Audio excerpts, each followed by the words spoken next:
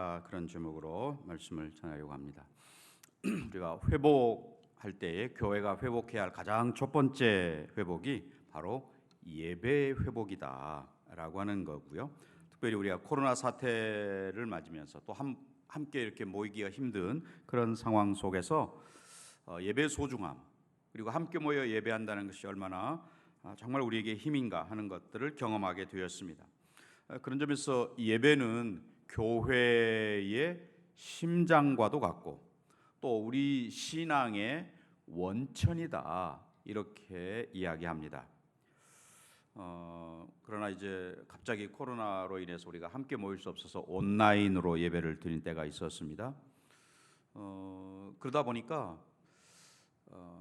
예배를 과거에 예배를 본다, 드린다 이런 구별을 우리가 한 적이 있는데, 그냥 예배를 보는 관람자이기가 쉬운, 또 더군다나 많은 채널들 속에서 내 마음에 맞는 것을 골라서 볼 수 있는 그런 일들이 우리에게 가능하게 되었었습니다.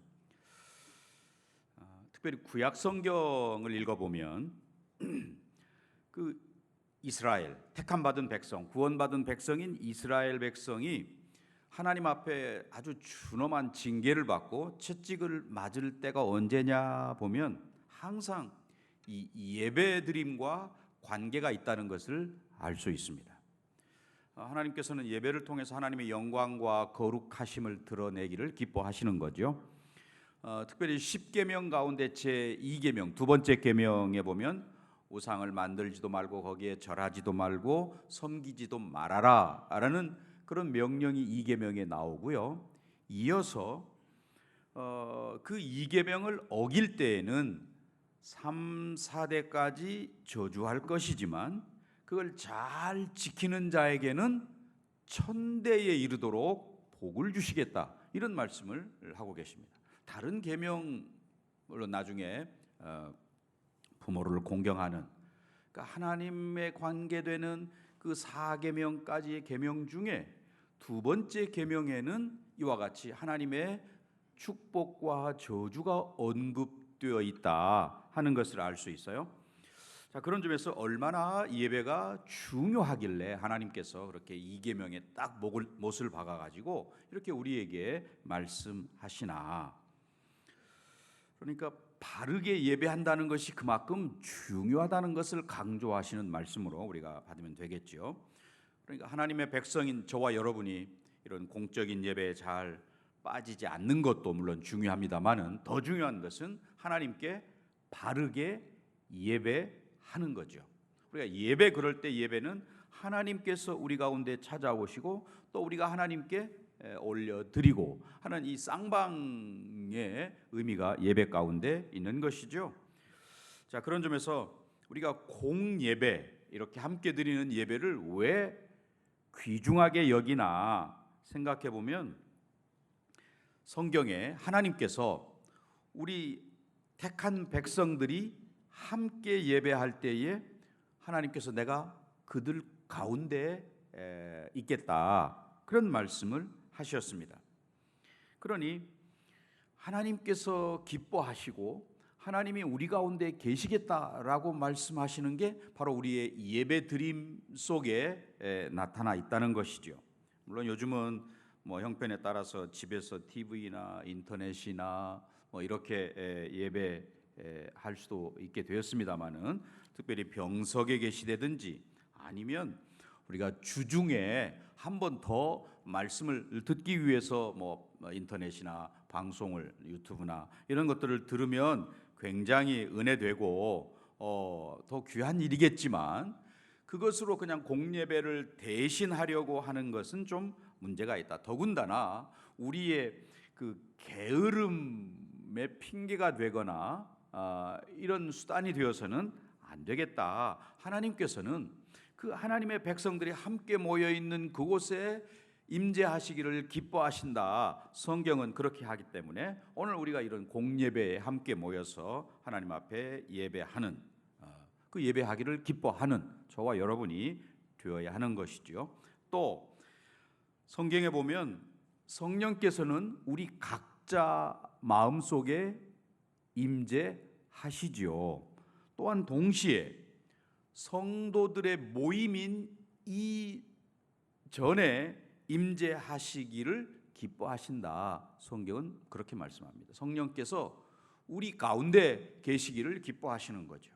나와 너 사이에 존재하기를 기뻐하시는 하나님. 물론 내 안에 거하시는 분이시지만 또한 동시에 우리 가운데 계시는 분이시다. 에베소서 2장 19절부터 22절까지 말씀에 잘 나타나 있습니다. 그러므로 이제부터 너희는 외인도 아니요 나그네도 아니요 오직 성도들과 동일한 시민이요 하나님의 권속이라. 너희는 사도들과 선지자들의 터 위에 세우심을 입은 자라. 그리스도 예수께서 친히 모퉁이 돌이 되셨느니라. 그의 안에서 건물마다 서로 연결하여 주 안에서 성전이 되어가고 너희도 성령 안에서 하나님이 거하실 처소가 되기 위하여 그리스도 예수 안에서 함께 지어져 가느니라. 이렇게 말씀합니다. 우리 개인적으로 저와 여러분 한 사람 한 사람이 다 성전을 아름답게 세워가는 그런 역사가 있어야 되지만 또한 동시에 우리 온 회중이 이렇게 함께 진리 안에서 한 성전으로 지어져 간다라는 그런 말씀이죠. 그래서 우리가 함께 모여 이런 공적인 예배를 드리기를 힘쓰고 애를 쓰는 거고요. 또 우리가 이렇게 함께 모여 예배할 때 이것이 하나님을 영화롭게 한다라고 말합니다. 마태복음 18장 20절에 보면 두세 사람이 내 이름으로 모이는 곳에는 나도 어디에 계십니까? 그들 중에 있느니라. 너희 가운데 있겠다. 주님 그렇게 말씀하셨거든요. 그러니 우리가 이렇게 예배한다는 것이 보통이 아니고 그런 아주 중요한 의미가 있다는 것을 우리가 기억하면서 예배 자리로 나아가야 되는 거죠. 또 이렇게 우리 공예배가 중요한 까닭은 뭐냐? 이 공예배를 통해서 우리가 천국을 미리 경험한다는 것이죠. 천국이 어떤 곳인가를 여기서 우리가 조금 완벽한 형태는 아니지만 조금 엿볼 수 있다. 천국은 결국 하나님을 예배하는 곳인데 많은 사람들이 함께 찬양을 하고 하나님을 예배하는, 온 구속받은 성도들이 다 같이 하나님을 영원토록 찬송하는 곳이 천국이라면 그 천국의 모형으로서 교회, 오늘 여기서 우리가 함께 예배하고 찬송하고 말씀을 듣고 기도하고 하는 것들을 통하여 천국은 이런 곳이구나 하는 것을 안다는 말이죠. 계시록 5장 12절 말씀에 큰 음성으로 이르되 죽임을 당하신 어린 양은 능력과 부와 지혜와 힘과 존귀와 영광과 찬송을 받으시기에 합당하도다. 어린 양에게 이런 찬송을 올려드리는 구원받은 백성들이 다 이구동성으로 하나님을 찬송하는 곳이 천국이다. 그럼 우리가 여기서 그 주님을 높이고 찬송하는 일을 하기 때문에 이곳이 바로 천국을 맛보는 그러한 곳이다 하는 거고요. 또 우리가 이렇게 왜 이렇게 함께 모여서 예배하냐? 그냥 각자 집에서 예배하고 말지. 신약성경 초대교회가 바로 그렇게 했습니다. 그 주간의 첫날, 소위 그 주의 날, 예수님께서 부활하신 그날, 물론 초대교회는 매일 모여서 예배하고 했습니다만 특별히 이 주의 날에 함께 모여서 떡을 떼며 교제하고 주님을 예배하고 하는 일들을 초대교회 성도들이 그렇게 했다는 거거든요. 하나님을 기쁘시게 해드리는 것이 바로 우리의 이런 모여서 함께 예배하는 것이고, 또 하나님께서 이런 모임을 왜 모이라고 하셨을까 생각해 보면 사실은 우리의 필요를, 우리의 연약함을 아시기 때문에 우리가 함께 이렇게 모여서 예배할 때 힘을 얻고 또 은혜를 공급받고, 우리는 같은 신앙인으로 이 어려울 때를 우리가 함께 지나가고 있다라는 그런 힘을 공급받는 것임을 하나님께서 아시고 이렇게 모여서 예배해라 했다는 것이죠. 전에는 주일 한번 빠지면 정말 큰일 나는 것처럼 생각을 했었습니다. 그러나 이제는 이 코로나 사태 이후에는 별 어떤 문제 의식 없이 또는 다른 사람의 눈치 보는 거 없이 그냥 당당하게 예배를 빠지게 되고 또 주말에 어디 여행을 간다든지 뭐 이런 일들을 쉽게 할 수 있는 그런 때를 우리가 당했습니다. 그러다 보니까 뭐 예배 때 꾸벅꾸벅 졸기도 하고 또는 딴 생각을 하기도 하고, 물론 뭐 어쩌다 피곤하면 좀 잠깐 졸 수는 있죠. 하지만 매번 예배 때마다 와서 존다? 이거는 이제 문제가 있는 것이죠.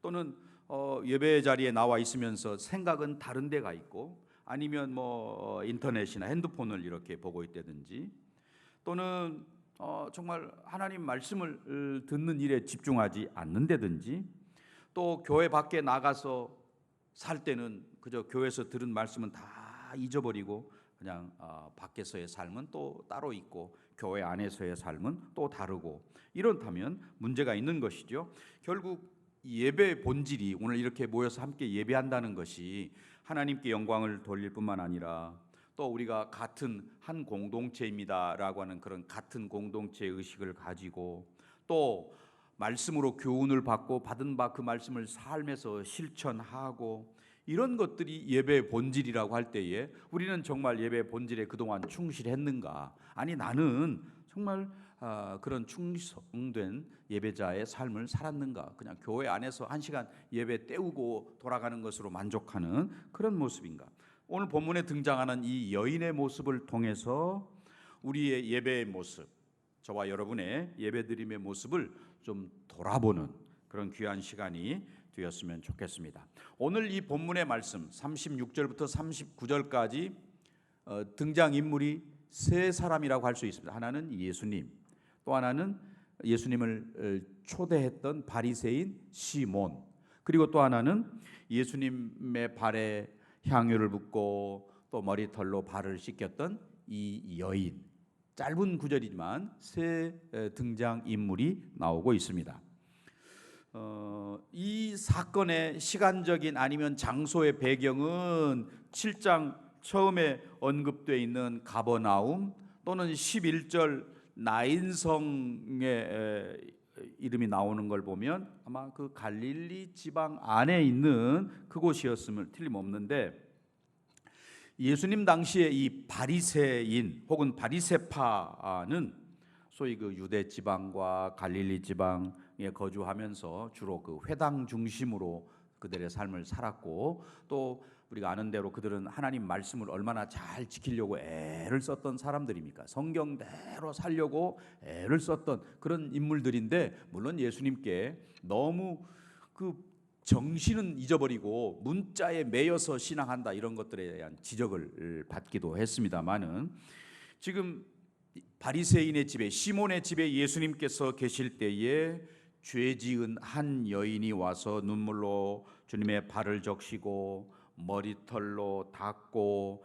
입 맞추고 향유를 붓는 이런 모습, 시몬의 마음속에 어떤 생각이 들었습니까? 저 예수님이 선지자라면 지금 이렇게 하는 저 여인이 어떠한 죄인인 것을 아실 텐데 하는 그런 마음을 가지고 있는 거죠. 그래서 예수님께서 그 시몬의 마음을 아시고 빚을 탕감받은 41절에 보면 500데나리온의 빚을 탕감받은 사람이 있고 또 50데나리온의 빚을 탕감받은 사람이 있는데 누가 더 감사하겠느냐, 이런 비유를 말씀하시잖아요. 시몬에게 소위 사함을 받은 것이 크면 클수록 사랑도 크다, 주님께 대한 사랑의 표현도 크다 하는 것을 말씀하고 있는 거죠. 지금 예수님과 시몬이 함께 식사하는 그 자리에 소위 그 불청객이 와가지고, 더군다나 동네 사람들 사이에 이미 죄인이라고 낙인 찍힌 이 여인이 와서 예수님께 그런 행동을 나타낼 때에 소위 그 바리새인들이 꺼리는 게 뭡니까? 죄인들과 접촉하는 것을 꺼려 하잖아요. 그 죄인들과 옷깃만 스쳐도 나도 죄인이 된다. 소위 그 정결한 생각을 가지고 있고 정결례를 그렇게 귀중하게 여기는 이 시몬의 입장에서 이 더러운 죄인과 접촉한다는 것은 이거 좀 꺼리는 일이고, 그렇게 하고 계시는 예수님에 대해서는 좀 경멸하는 그런 마음이 그에게 있는 것이죠.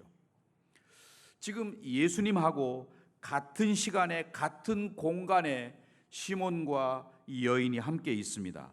그런데 같은 공간에 있으면서도 예수님께 대한 태도가 두 사람 사이에 너무도 차이가 있는 것이죠.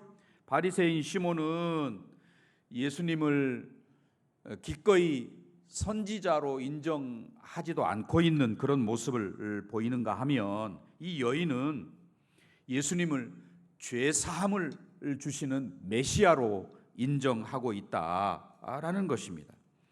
그러니까 예수님을 주인으로 인정하는 이 여인의 태도, 이게 사실은 예배자인 저와 여러분이 가져야 할 예수님께 대한 우리의 자세라는 것을 보여주고 있는 거죠. 자, 36절 말씀 우리 한번 같이 읽겠습니다. 한 바리새인이 예수께 자기와 함께 잡수시기를 청하니 이에 바리새인의 집에 들어가 앉으셨을 때에, 이 식사에 초대한다, 유대인들이 특별히 식사에 초대한다라고 하는 것은 얼마나 친밀하고 소중하게 여겼는가 하는 것을 이야기하는 거죠. 그리고 물론 그들은 이렇게 식사 때 턱을 괴고 좀 길게 누워서 식사하는 뭐 그런 습관이 있다고 그러죠. 당시에 보통 바리새인들은 예수님께 대해서 상당히 공격적이고, 왜냐하면 자기가 하나님의 아들이라고 하는 이 불경한 그런 태도를 보이고 있기 때문에 예수님께 대해서 굉장히 적대적이고 공격적인 태도를 갖는 게 바리새인들이었습니다. 그러나 이 지금 시몬의 입장에서는 그가 어떤 의도로 예수님을 초청했든지 아무튼 자기 집에 예수님을 초대한다는 것은 예수님에 대해서 소위 그 열린 마음을 가지고 있다는 것을 보여주고 있는 것이죠. 감사하는 마음으로 아마 예수님을 초대했겠지요. 그리고 예수님은 그의 초대에 응하셨고, 자, 그런데 바로 그때에 37절에 보면 뭐라고 되어 있습니까? 그 동네에 죄를 지은 한 여자가 있어 예수께서 바리새인의 집에 앉아 계심을 알고 향유 담은 옥합을 가지고 와서, 죄를 지은 한 여자라고 표현되어 있습니다. 그러니까 이 여인의 죄가 사람들이 알고 있는 그런 일반적인 죄 지음과 같지 않다는 그런 이야기예요.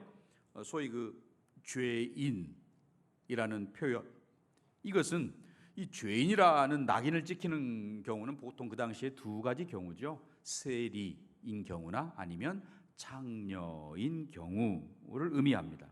동네 사람들이 다 아는 죄인이라고 하니까 모든 사람들이 그가 죄인인 것을 다 알고 손가락질하는 그런 사람이라는 것이죠. 그런 사람이 감히 경건주의자라고 할 수 있는 이 바리새인의 집에 들어왔다, 이것만 봐도 상당히 놀라운 일입니다. 그래서 우리말 성경에는 이렇게 잘 안 나타나 있습니다만은 원문에는 그리고 보라라는 말이 원문의 맨 처음에 나오고 있습니다.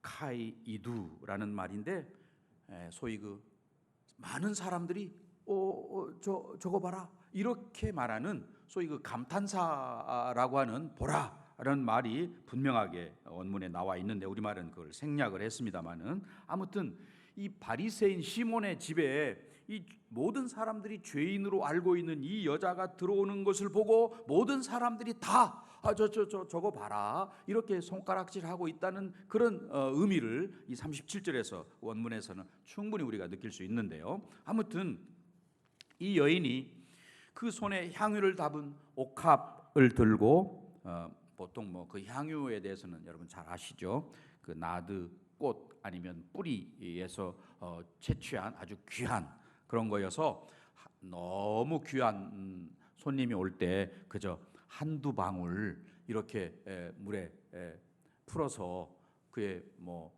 머리에든지 아니면 발에든지 이렇게 좀 바를 수 있는 그런 정도지, 이 여인처럼 그냥 모든 걸 다 쏟아붓는 그런 일들은 보통 하지 않는 거지요.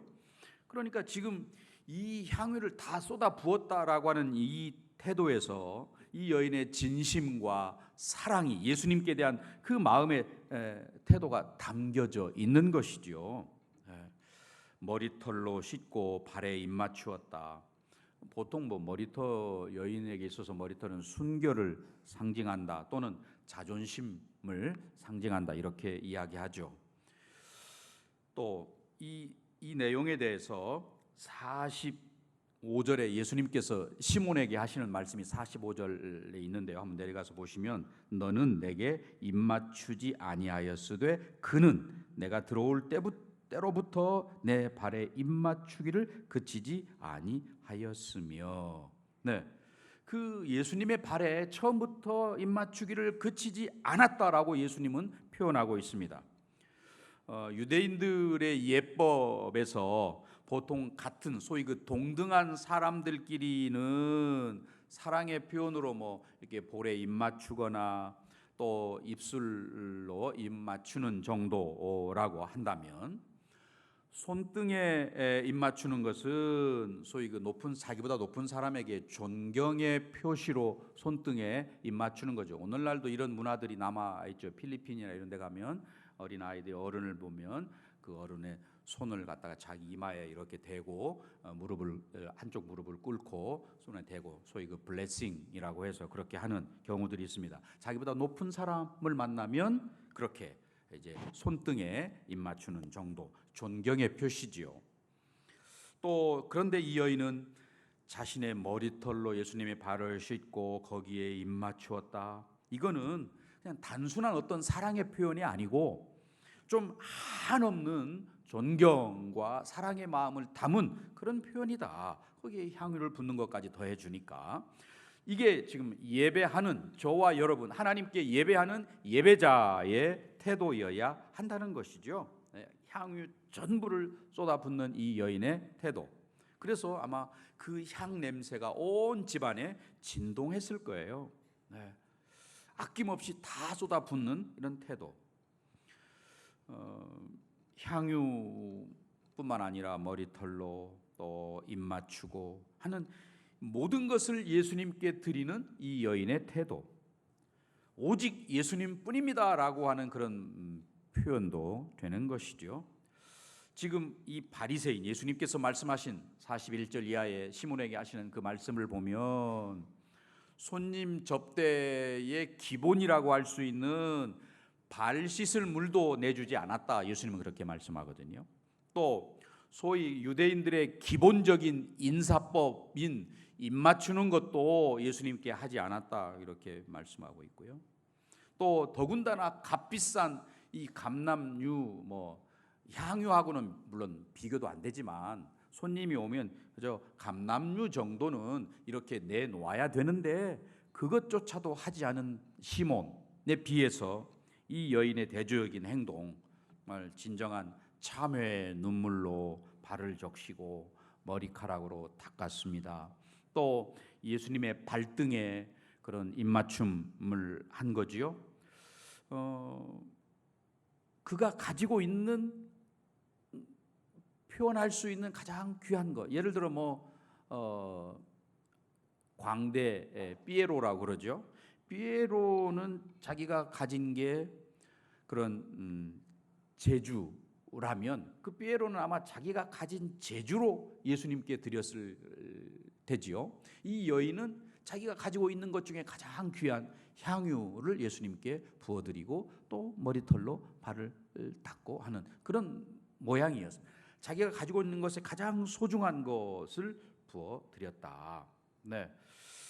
과거에 우리 믿음의 선배들이 예배할 때는 이렇게 좋은 예배당이 없었잖아요. 그저 땅바닥에 가만히 깔고 예배를 드렸었습니다. 무릎 꿇고 그것도 정말 모여 있는 것 자체만으로도 기쁘고 감사하고 그러했습니다. 그러나 오늘날 우리 예배당은 훨씬 더 그때에 비하면 더 우아하고 또 분위기는 좀 차분할 수 있고, 그때는 무슨 이런 악기들도 없었고 그저 북 아니면 손바닥 이런 게 전부였을 텐데, 그렇게 예배를 드려도 정말 그곳에 기쁨이 있고 감격이 있고 감사가 있었고, 그런데 오늘날 우리는 이렇게 좋은 환경에서 예배하면서도 이 여인과 같은 회개의 눈물 또는 사랑의 입맞춤 또는 헌신의 기름 부음 이런 것들이 우리에게 과연 있을까? 우리 어르신들 선배들은 새벽 기도 올 때도 항상 목욕 재개하고 그렇게 하고 먼 길을 마다않고 와서 예배했던 그런 마음의 자세가 있었던 거지요. 그런데 오늘날 우리는 과연 이 여인과 같은 그런 회개의 눈물과 사랑의 입맞춤 그리고 정말 헌신의 자세를 가지고 주님께 나와 예배하는가라는 것이죠.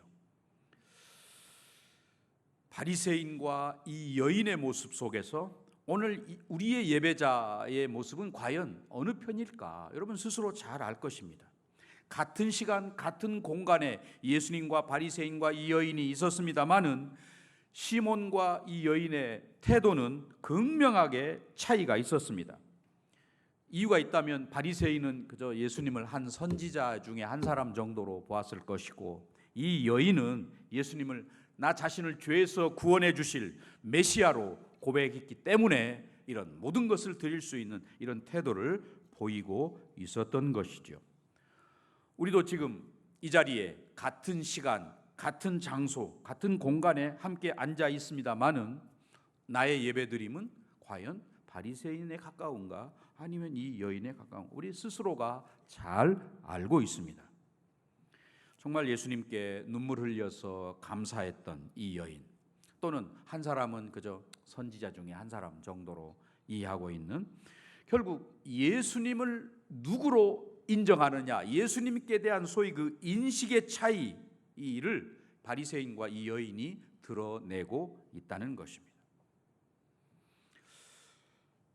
오늘 이 여인은 예수님에 대해서 그런 메시아로 대하는 이런 모습, 오늘 우리가 이전에 나올 때에 생활 속에서 예수님에 대해서 이 여인과 같은 받은 바 은혜에 대해서 감사하고, 정말 주님 앞에 예배할 때에도 준비된 예배의 모습을 우리가 보일 수 있는, 물론 우리 중에는 멀리서 지방에서 오시는 분들, 또 1시간 이상씩 차를 몰고 와서 예배하는 그런 분들도 계시지요. 또 어떤 분은 주일날 가게 문을 닫고 예배 자리에 나오시는 그런 귀한 분들도 계십니다. 결국 사랑의 헌신에 대해서는 우리 하나님께서 약속하신 대로 갚아 주실 텐데요, 이 여인이 보였던 예배 태도를 오늘 저와 여러분이 좀 다시 한번 회복하는 그런 은혜가 있어야 되겠습니다. 성경의 사마리아 여인은 우리가 어디서 예배해야 할까요? 우리 사마리아 사람들은 그리심산에서 예배를 드려야 된다고 하는데, 당신들 유대인들은 저 시온산 예루살렘에서 예배해야 된다고 하는데 어디가 맞습니까? 참된 예배에는 장소나 시간이나 아니면 예배드리는 방식이나 이런 데 있는 게 아니라고 하는 것을 이 여인이 보여주고 있습니다. 시간과 장소 이런 것들을 뛰어넘어서 어떤 자세를, 예수님을 누구라고 고백하면서 예배하느냐라는 것이 가장 중요한 본질적인 문제다 하는 것을 보여주고 있습니다. 오늘 이곳에 함께한 저와 여러분, 오늘 이 시대에 우리가 회복해야 할 예배에 대한 자세라면 바로 이 여인처럼 바리새인 시몬이 아닌 이 여인과 같은 모습으로 주님 앞에 예배하기를 사모하는, 예수님이 누구신지를 정확하게 알고 그분께 나의 모든 것을 쏟아부을 수 있는 이런 태도여야 한다는 것이죠. 자, 이제 결론의 말씀을 맺고자 합니다. 우리는 이러한 함께 예배함, 공예배, 소위 이 공예배를 통해서 우리의 속사람이 새로워지는 거죠. 예배 자리에 나와서 함께 예배하고 같이 예배하고 할 때에 우리는 알게 모르게 내 속사람이 새로워지고 강해지고 한다는 것이죠. 그러나 똑같은 예수님과 같은 공간에 같은 시간에 함께 있었던 시몬과 이 여인에게서 우리가 발견하듯이 예수님께 대한 참된 믿음의 고백이 없이 예배하는 예배는 어떤 기쁨도 없는 것이고 우리 주님께서 싫어하신다 하는 것입니다. 부담을 가지고 마지못해서 예배 자리에 나와 있다면 어떤 유익도 있을 수 없는 것이죠. 그러나 예수님을 개인의 구주로 고백하면서 또 그분을 믿는 믿음을 가지고 나온 자들에게는 말할 수 없는 은혜가 이 여인처럼 감격과 은혜가 있는 것이죠. 그래서 이 예배의 자리에 나오는 것이 좀 기쁨이 되고 또 기쁨 가운데 우리가 하나님께 예배를 하고 그리고 예배 자리에서 끝나고 나갈 때에는 이번 한 주간은 정말 주님과 동행하면서 내가 있는 곳에서 주님을 예배하면서 살아야지라고 하는 마음의 결단을 가지고 이 문을 나서고 또 삶 속에서 실제로 그 생활을 영위하기 위해서 애를 쓰고 노력하고 이게 진짜 참된 예배자의 모습인 것이죠. 이 여인이 그저 시몬의 집에 계신 예수님께만 그렇게 향유옥합을 붓는 것으로 끝나지는 않았을 거예요. 거기서 그렇게 한 그 여인은 집에 돌아가서 동네 사람들에게도 예수님을 전했을 거고 또 그의 삶도 그렇게 쏟아붓는 것 못지않게 다른 사람들을 섬기고 돕고 위해서 기도하고 이런 삶을 살았을 것이 성경에 기록이 없습니다만은 충분히 우리가 생각할 수 있는 것이죠. 오늘 우리가 은혜 받았다는 것이 뭡니까? 이 자리에 앉아서 내가 듣기 좋은 소리, 나에게 듣기 좋은 소리만 들려지는 게 은혜 받은 게 아니죠. 오늘 우리가 그 말씀 앞에서 깨닫고 이렇게 살아야 되는구나. 하나님 기뻐하시는 예배는 이게 아니구나. 발견하고 발견했으면 그대로 살아가는 것. 이 여인처럼 감격 있는 예배를 드리기로 결심하는 저와 여러분이 되었으면 좋겠습니다. 주님을 바라보고 주님께 감사하는 내용이 우리 마음 안에 있고 그리고 그 감사를 이 여인은 구체적으로 표현했습니다. 우리 삶으로서의 예배, 여러분에게 부족한 것이 무엇입니까? 우리 가운데 모자란 것이 과연 무엇일까요? 그런 것들을 찾아서 회복하는 것이 참된 예배자인 것이고 이 코로나 시대에 우리가 가장 먼저 힘써야 할 것, 바른 예배를 찾아가는 저와 여러분 되시길 간절히 주의 이름으로 축원합니다. 기도하겠습니다. 시간 잠시